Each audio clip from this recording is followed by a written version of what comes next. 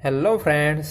आज हम देखने जा रहे हैं एलएम ब्रेडली की पावरफ्लेक्स 40 मॉडल की ड्राइव में बेसिक पैरामीटर कैसे सेट करते हैं और उसका कंट्रोल टर्मिनल वायरिंग कैसे करते हैं। ठीक है, तो चलिए शुरू करते हैं। सबसे पहले P036 स्टार सोर्स, मतलब ये पैरामीटर ये इंडिकेट करता है कि आपको ड्राइव को ऑन ऑफ कहाँ से करना है, वो ये पैरामीटर डिसाइड करता है। ठीक है, चलिए इसमें देखते हैं अभी कितने हैं। अभी जीरो जीरो मतलब क्या है कि कीपैड पर आपका जो अभी रन कमांड है वो यहाँ पर स्टार स्टॉप के बटन से है। ठीक है, और ये ग्रीन एलईडी भी ये इंडिकेट कर रहा है कि अभी आपका जो रन कमांड है वो यहाँ से है। ठीक है, तो इसमें अभी नेक्स्ट है वन वन मतलब 3 वायर वन किया। ठीक है, तो अभी आपको इसका कनेक्शन कहाँ पर करना है वो भी एक बार दिख लीजिए। ठीक है, चलिए दिखा देता हूँ।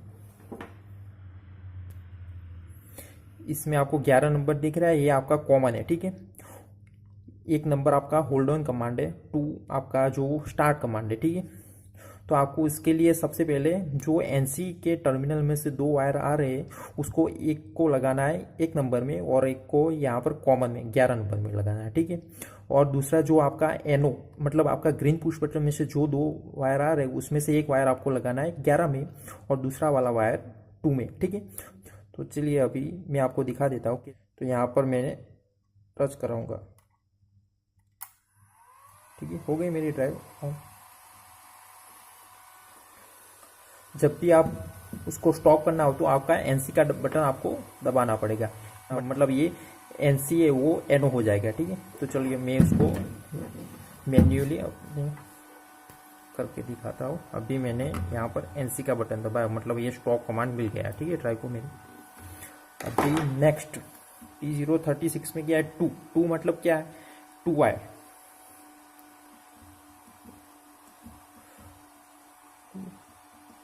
टू वायर मतलब क्या, आपका कोई ऑन ऑफ स्विच लगा है उससे आपको ड्राइव को रन कमांड देना है, तो उसके लिए आपको इसमें 2 सेट करने पड़ेगा। और 2 सेट करने से कौन से टर्मिनल यूज करना है वो भी एक बार लिख लीजिए। ठीक है, चलिए। और मैं एक बात बताना चाहता हूँ, आपको 2 वायर या आप यहाँ से रन कमांड हो आपकी ड्राइव का तो उसके लिए 1 और 11 की लिंक तो सबसे पहले आपको रखनी है। ठीक है, इसके बिना आपका ड्राइव है वो रन कमांड नहीं लेगा। ठीक है, तो अभी इसमें मैंने 2 वायर कर दिया, मतलब जब भी 11 नंबर हमारा कॉमन है वो और 2 नंबर फॉरवर्ड है, 11 नंबर कॉमन है, 3 नंबर रिवर्स है। ठीक है, तो जब मैं 2 में शॉर्ट कराऊंगा तो मेरी मोटर फॉरवर्ड घूमेगी और 3 में शॉर्ट कराऊंगा तो मेरी मोटर रिवर्स घूमेगी। चलिए देख लेते, देखिए जब तक मेरी शॉर्ट रहेगी तब तक वो फॉरवर्ड घूमेगी।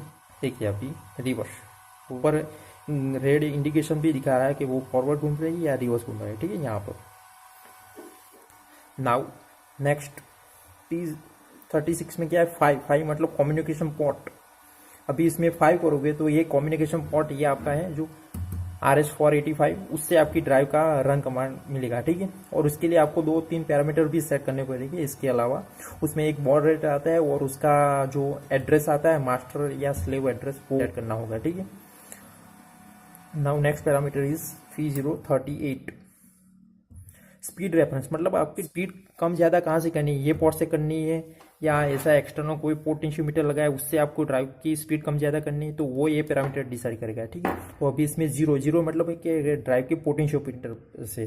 ठीक है, और ये यहाँ पर इंडिकेशन भी दिखा रहा है कि अभी आपकी मोटर की स्पीड है वो यहाँ से है, नॉब से है। ठीक है, तो अभी चलो मैं एक बार दिखा लेता हूँ।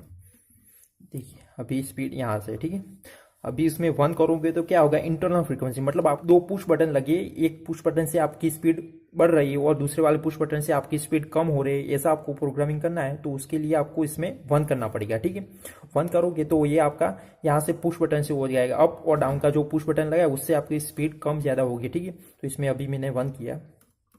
ठीक है, P038, और इसके अलावा इसमें ये 3 पैरामीटर भी आपको सेट करने पड़ेंगे। A069 वो क्या है कि आपको जब ड्राइव पावर ऑन हो तब उसकी स्पीड कितनी होनी चाहिए वो ये पैरामीटर डिसाइड करे A069, और उसके बाद आपको ये 2 पैरामीटर भी आपको सेट करने होंगे। ठीक है, तो उसके लिए अभी चलिए अभी इसमें 16 करना पड़ेगा, 16। ठीक है, उससे क्या है, ये आपका जो 5 नंबर का टर्मिनल वो आपकी स्पीड बढ़ाने के लिए प्रोग्राम हो जाएगा, और उसी तरह 52 में आपको 17 करना है, उसके लिए जो 6 वाला टर्मिनल है वो स्पीड कम के लिए प्रोग्राम हो जाएगा। ठीक है, तो अभी दोनों प्रोग्राम हो गए, तो अभी जब मैं 5 में टच कराऊंगा तो मेरी स्पीड बढ़ेगी और 6 मैं जब टच कराऊंगा तो मेरी स्पीड कम होगी, ठीक है। मतलब आपका पुश बटन से आप स्पीड कम ज़्यादा कर रहे हैं, ठीक है। जब तक एनसी रहेगी तब तक स्पीड बढ़ेगी, जब जब एनओ हो जाएगी तब वो स्टॉप हो जाएगी उतने पर आकर, ठीक है। तो अब नाउ P038 में हम 2 करते हैं, ठीक है। तो 2 मतलब क्या है, 0 to 10 वोल्ट मतलब, और कोई आपका ऐसा एक्सटर्नल पोटेंशियोमीटर लगा है, उससे आपको स्पीड कम ज़्यादा करनी है, तो उसके लिए इसमें 2 करने पड़ेगा, ठीक है। तो अभी मैंने 2 किया, मैं आपको दिखा देता हूँ कैसे मेरी स्पीड कम ज़्यादा होती है D02 में, ठीक, देखिए। और उसका टर्मिनल का कनेक्शन भी आप एक बार देख लीजिए, ठीक है, कहाँ पर करना है। नंबर 12, 13 और 14, इसमें जो 13 नंबर है वो आपका सेंट्रल वाला पिन रहेगा, ठीक है। इसमें एनालॉग इनपुट ऐसे काम करेगा, ठीक है। 38 में अभी 5 मतलब क्या, कम्युनिकेशन पोर्ट, मतलब ये RS485 जो आपका सिलेक्शन यहाँ पर हो जाएगा, ठीक है। तो नेक्स्ट पैरामीटर इज P037। 37 क्या है, स्टॉप मोड। अब स्टॉप कमांड दो तो वो स्टॉप कैसे होनी चाहिए वो ये पैरामीटर डिसाइड करेगा, ठीक है। तो अभी देख लेते हैं इसमें क्या है। P037 अभी 0 मतलब रैम टू स्टॉप, मतलब ये जब आप स्टॉप कमांड दोगे तो यहाँ पर जो आपने टाइम सेट किया है डिक्लेरेशन टाइम, उसके हिसाब से वो स्टॉप होगी, ठीक है। और 1 मतलब क्या है, coast to stop. Coast to stop मतलब क्या है कि आपकी जब स्टॉप कमांड दोगे आप अपनी ड्राइव को, तो आपकी मोटर वो घूमती ही रहेगी, मोटर अपनी फ्रिक्शन के अनुसार वो स्टॉप होगी, ठीक है। Next DC braking. DC braking हम वहाँ पर यूज़ करते हैं जहाँ पर आपको इंस्टेंट स्टॉपिंग चाहिए या आपको कोई रिवर्स मोटर घूमने का डर रहता है, तो वहाँ पर आप डीसी ब्रेकिंग स्टॉप यूज़ कर सकते हो, ठीक है। Next P039 acceleration time. Time ये इंडिकेट करता है 0 स्पीड से मैक्सिमम स्पीड में कितनी देर में जानी चाहिए, वो ये पैरामीटर डिसाइड करेगा, ठीक है। नेक्स्ट P040 ये पैरामीटर डिक्लेरेशन टाइम, मतलब आपकी मोटर है वो मैक्सिमम स्पीड में से 0 स्पीड में कितनी देर में आनी चाहिए वो ये पैरामीटर डिसाइड करेगा, ठीक है। और यहाँ पर रैम टू स्टॉप होगा तो ही ये टाइम काम करेगा, वरना ये टाइम काम नहीं करेगा, ठीक है। Next P041 reset to default, मतलब आपके ड्राइव में कोई पैरामीटर सेट किए मगर गलती से कोई दूसरे पैरामीटर सेट हो गए और आपको फिर से ड्राइव को फैक्ट्री डिफॉल्ट में करना है, तो उसके लिए P041 में आपको 1 करना पड़ेगा, उससे कि आपकी ड्राइव फिर से फैक्ट्री डिफॉल्ट में हो जाएगी, ठीक है। तो अभी मैं 1 करता हूँ, देखिए हो गई मेरी ड्राइव। और ये यहाँ पर ये एरर ये इंडिकेट करता है क्या आपने अभी फैक्ट्री डिफॉल्ट आपकी ड्राइव को किया है, ठीक है। तो इसको बाद में इसको रीसेट करने है ना, तो वो चला जाएगा और आपकी ड्राइव फैक्ट्री डिफॉल्ट हो जाएगी, ठीक है। Now next parameter is P031 motor name plate fault. अभी इसमें 460 सेट है, मगर आप अपनी मोटर पर देख लेना, वहाँ पर जितने वोल्टेज लिखी है उतने यहाँ पर सेट करने होंगे, ठीक है। और अगर आपकी मोटर ज़्यादा एम्पियर ले रही है तो आपको वोल्टेज थोड़े कम करेंगे तो आपके एम्पियर भी कम हो जाएंगे, ठीक है।